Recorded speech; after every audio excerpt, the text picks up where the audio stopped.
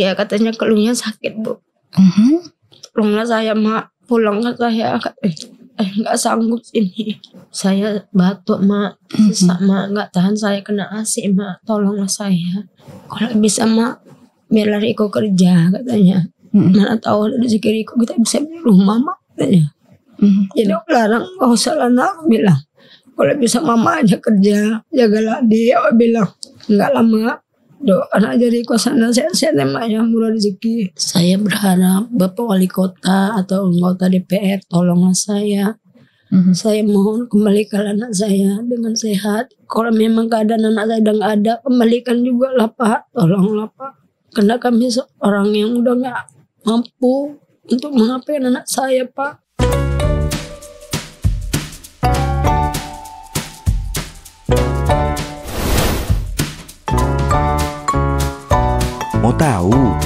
Mau tahu aja. Assalamualaikum warahmatullahi wabarakatuh. Apa kabar sahabat Mistar? Jumpa lagi kita dalam program podcast Mau Tahu Aja bersama saya Rika Yus akan menemani Anda di hari ini. Ya, sahabat Mistar, bekerja adalah bentuk tanggung jawab orang dewasa untuk mempertahankan hidup. Namun kadangkala kesempatan itu membuat orang bekerja bahkan harus menjadi buruh migran atau bekerja di luar negeri. Terkadang juga nekat untuk menjadi TKI ilegal, dan akhir-akhir ini kita banyak mendengar bagaimana TKI ilegal khususnya yang di Kamboja yang akhir-akhir ini begitu banyaknya, dan tentu saja banyak cerita duka di balik TKI ilegal Kamboja. Nah, hari ini kami sudah menghadirkan narasumber kami untuk mendengarkan bagaimana kisah anak mereka yang terakhir adalah kisah yang cukup memilukan. Anak beliau dikabarkan meninggal di Kamboja. Nah, hadir di ruang kita ada orang tua dari Riko Alfrian Nasution. Nah, bersama Ibu Haryani ya Bu ya? Haryani dan adiknya Sawila Putri. Ya. Apa kabar Ibu berdua, Ibu dan adik? Alhamdulillah sehat. Iya, Ibu. Ini kabar duka. Kami mohon maaf sebelumnya. Kami harus mendengarkan kisah Ibu. Bukan berarti ingin mengorek kembali kisah yang sebenarnya sudah kita mencoba untuk memendamnya, tetapi kami ingin mendengarkan cerita Ibu seperti apa keberadaan Riko di Kamboja. Nah, Ibu mungkin kabar terakhir itu seperti apa yang Ibu dengar? Kabar terakhirnya itu Bu, tanggal 1 bulan 12 setelah saya terakhir bisa komunikasi sama dia. Lepas itu udah tak bisa lagi hubungan sama dia Bu. Apa ceritanya? Dia katanya keluhnya sakit Bu. Tolonglah saya mak, pulang ke saya. Nggak sanggup ini. Dia nggak sanggup? Iya. Di Kamboja. Di Kamboja. Ada sempat dia cerita kenapa dia tidak sanggup? Dia cerita sama saya batuk mak, sesak mak, nggak tahan saya kena AC mak, tolonglah saya. Jadi saya bilang sabar ya nak ya, tunggu nanti mama pulang kita urus. Kalau ini nanti macam mana caranya, hubungilah keluarga yang di tebing. Mama masih di Malaysia kerja, bilang Bu. Itulah dia berkomunikasi sama adiknya, sama ibunya Bu. Sebelum saya ngobrol dengan Sawila ya, saya masih ingin tahu juga, dia kan minta pulang. Kenapa Ibu kemarin tidak langsung memulangkannya? Ada apa? Karena dia ini Bu, macam mana? Dia bicara itu kayak macam ada yang memantau dia Bu. Dia selama bicara itu tengok kanan kiri Bu. Tidak leluasa waktu bertelepon. Itu video call atau hanya bertelepon? Video call Bu. Video call, oke. Terus seperti apa? Jadi aku bilang kenapa dia ngomong lah, aku bilang dia nggak mau bicara sama saya itu jujur Bu, kayak macam ada yang dipendamnya Bu. Ngomong lah nak, aku bilang. Dia tengok kanan kiri, dia tuh ada orang tuh diam Bu, matikan handphonenya Bu. Sampai terakhir Ibu mendapat kabar bahwa anak Ibu sakit, kemudian kabar yang cukup memilukan itu dia meninggal dunia. Di tanggal berapa deh? Tanggal 24. tanggal 24. Ibu menerima kabar itu langsung atau seperti apa? Ya saya cuma sedih lah Bu. Macam mana Bu, namanya anak saya jauh Bu. Iya. Sedangkan kami pun mau. Ibu juga jauh saat Jauh, itu masih Bu. di Malaysia. Iya Bu. Oke. Ya macam mana, bilang sama keluarga macam mana lah, bilang tolonglah, kok bisa kembali ke anakku, aku bilang. Maksud saya begini, ada nggak yang harus ibu bayarkan untuk bisa memulangkan Riko ke Indonesia? Itulah Bu yang kawan itu ngomong, dia tuh ditebus kawannya 25 juta. Nah jadi dia minta nggak banyak, kembalikan aja lah uang saya 17 juta. Saya bilang sabar dulu ya nak ya, biar saya dulu bicara sama keluarga saya yang di tebing macam mana. Itulah saya bicara sama adik ipar saya, tolonglah macam mana. Ya udah Kak, biar kami usahakan kalau bisa dikembalikan. Tapi setelah itu Bu, kami chat, kami telepon, kenapa temannya nggak mau angkat Bu, HP-nya berdering Bu. Yang minta uang sebesar 17 juta itu Riko kah atau temannya? Temannya Riko. Temannya Riko. Lepas itu udah nggak ada kontak lagi Bu. Kayak macam kami ini anak saya ini kayak macam dipermainkan Bu. Kalau memang katanya betul, biar kami tebus. Cuma kawannya nggak mau Bu merespon. HP-nya berdering Bu, tapi dia tak angkat. Ya kalau boleh tahu, kawannya ini dari sama-sama berangkat dari Indonesia kah atau memang ketemu di sana atau seperti apa? Ketemu dekat di sana Bu. Artinya teman yang memang ibu pun tidak mengenal. Nggak kenal saya Bu. Cuma yang orang ini pernah video call sama adiknya sama ibunya Bu. Saya kan masih di sana Bu. Baik, saya ingin tahu cerita dari ibu juga. Kira-kira kenapa Riko itu nekat sampai bekerja menjadi TKI di Kamboja? Dia namanya mau ngadu nasib Bu. Dia kasihan nengok saya Bu. Kasihan nengok ibu. Iya. Kalau bisa mak, biarlah Riko kerja katanya. Mana tahu rezeki Riko kita bisa beli rumah mak katanya. Jadi aku larang, gak usah lah nak, aku bilang. Kalau bisa mama aja kerja, jagalah dia, aku bilang. Enggak lama, doakan aja Riko sana sehat-sehat emaknya, murah rezeki. Kata dia Bu. Iyalah aku bilang. Udah gak saya kasih Bu, tapi sudah sampai di Kamboja dia baru nelfon saya Bu. Dia bilang sudah sampai. Iya, saya Riko udah sampai mak di Kamboja mak. Jadi kan saya kan terkejut Bu dari Malaysia. Karena mak bilang kau salah pergi Riko. Enggak lah mak tahu mak rezeki Riko di sini mak. Ada Riko cerita bahwa dia katanya dibayar gajinya besar atau seperti apa Bu, sehingga Riko itu nekat sampai menjadi TKI secara ilegal ya Bu ya. Cuma dia nggak ada bilang Bu gaji berapa, cuma dia dibilangnya Riko ada seminggu di training mak. Jadi lepas itu mak nanti kalau Riko dapat mak, Riko bisa kerja lah mak katanya. Lepas itu dapatlah training udah selesai Bu, kerjalah dia Bu. Lepas itu dia lah ada beberapa minggu tuh lah dia sakit Bu. Adiknya langsung ngabarin mak, abang sakit di sana mak kan. Sudah sempat kirim duit kah atau belum? Belum ada Bu. Belum ya. Belum Bu. Oke, mungkin ke ini ya, ke adiknya ya, Sawila. Iya. Sawila anak nomor berapa? Anak nomor 4. Nomor 4. Di atas abang itu, Bang Riko. Iya. Berarti ada 2 lagi berarti yang di atas ya. Yang pertama udah meninggal Bu. Udah meninggal. Jadi kami tinggal 3 anak saya Bu. Bertiga. 2 laki-laki, 1 perempuan. Nah, Sawila mungkin bisa cerita bagaimana proses abang waktu itu mulai bekerja untuk menjadi TKI. Itu seperti apa awalnya? Dia pertamanya bilang, Dek, abang mau Kamboja. Terus awak bilang, ngapain lah sampai ke sana bang? Di sini kan kerja aja pun udah cukup untuk kita makan. Mama pun di Malaysia, bisanya kita dikira mama tiap bulan. Nggak usah lah, nggak apa-apa lah dek, kata gitu. Abang mau berubah nasib, abang mau membahagiakan mama, mau beli rumah, kata gitu.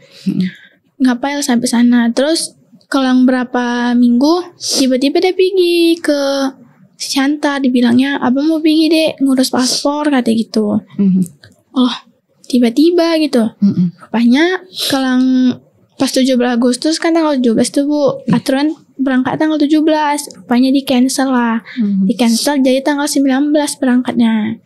Tuh dia berangkat pagi dari rumah, bilang, Dek abang izin ya pamit pergi, kata gitu. Iya bang, hati-hati, gue bilang gitu. Nggak tahu dari perusahaan apa? Nggak tahu, dia nggak ada bilang dari Dia juga perusahaan nggak- apa. dia juga bilang. nggak tahu. Nggak tahu di perusahaan apa. Ada terpikir nggak bahwa di Kamboja itu kan dikenal sebagai tempat kasino lah kita bilang. Tahu nggak? Nggak tahu, dia nggak ada cerita. Tidak ada Nggak cerita. Ya, sepanjang sepengetahuan Sawila itu kerjanya di perusahaan apa gitu? Pertama kata temannya nih yang berangkat sama itu katanya dinasti di Buffett. Terus itu dia dipindahkan ke Crown Poipet. Terakhir kali kerja di situlah, di Crown Poipet itu. Tapi memang tidak tahu sama sekali siapakah yang membawa dia untuk ke sana. Tahu? Tahu ya? Iya. Kawannya kah atau? Kawannya ini kenal agennya. Jadi Riko ini kenal agen ini dari kawan inilah. Berangkat ke sana. Berarti dari kawan ke kawan. Iya, dari kawan ke kawan. Oke, saya kembali ke Ibu. Ini cerita lagi. Nah, setelah tahu bahwa kondisi Riko itu dalam kondisi sakit, kemudian ada minta dipulangkan dengan tebusan uang, itu apa yang Ibu rasakan waktu itu? Ya saya campur aja sedih Bu, terima kasih sama anak saya. Tapi macam mana Bu, saya berusaha tapi keadaan kami tadi ini enggak memadai lah Bu. Iya. Ayah saya mohon sama keluarga tolonglah bantu anak saya. Kalau bisa anak saya kembalikan lah. Kayak keluarga pun tak berusaha juga Bu. Tapi itulah Bu yang saya bilang tadi. Kami usahakan duit, kenapa temannya nggak mau angkat Bu?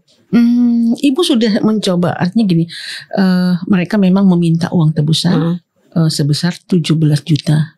Kemudian kita coba kontak temannya yang ada di sana, sampai sekarang tidak mendapat kabar. Gak ada Bu. Memang handphonenya berdering Bu, tapi dia tak mau angkat Bu. Takutnya kami gini lah Bu, keluarga. Taruhlah kami kirim duitnya Bu, kembali nggak anak saya Bu? Itulah yang kami sanksikan Bu. Taruhlah kami usahakan duitnya Bu, nanti anak saya nggak kembalikannya Bu. Gimana itu Bu? Oke.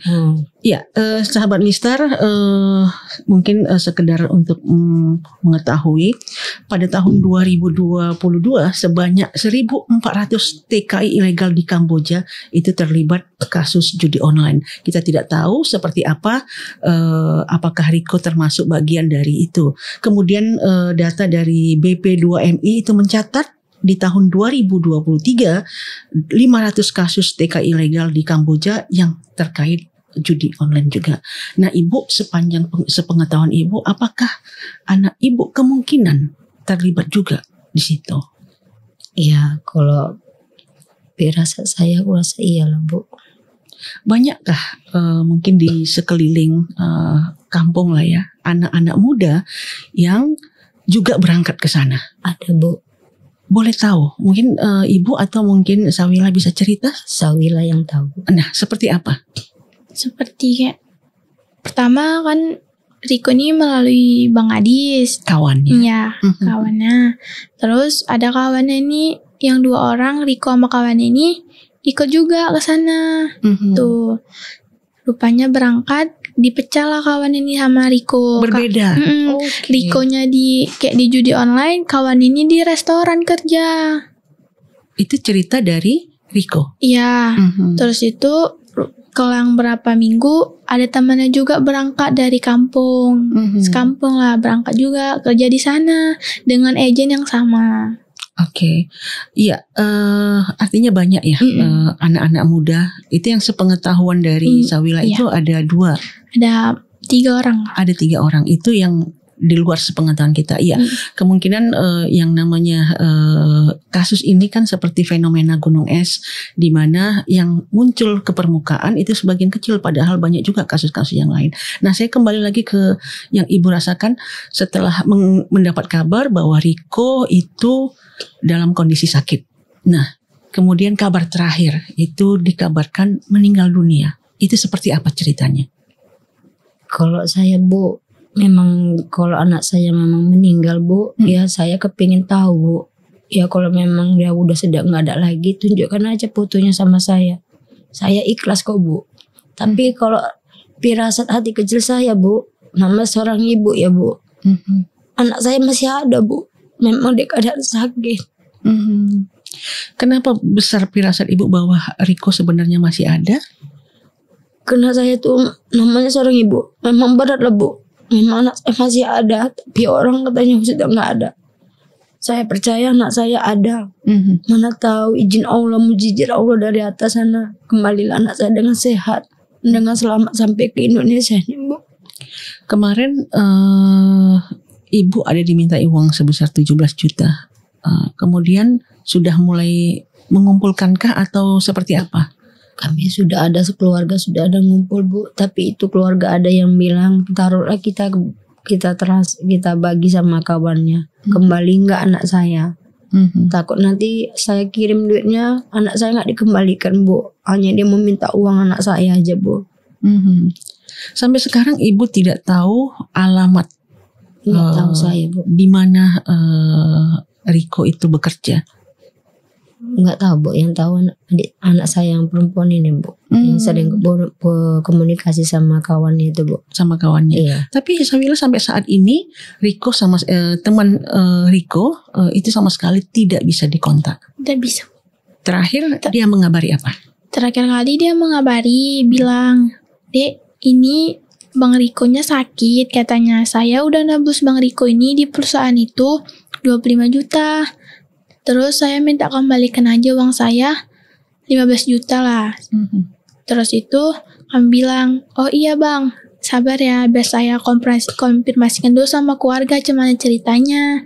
Ya, itulah rupanya ada ibu gitu, VC sama Riko ini. Kawannya yang angkat Bu, nelpon melalui kawannya. Kami bilang, "Mana Bang Rikonya? Ini dia golek."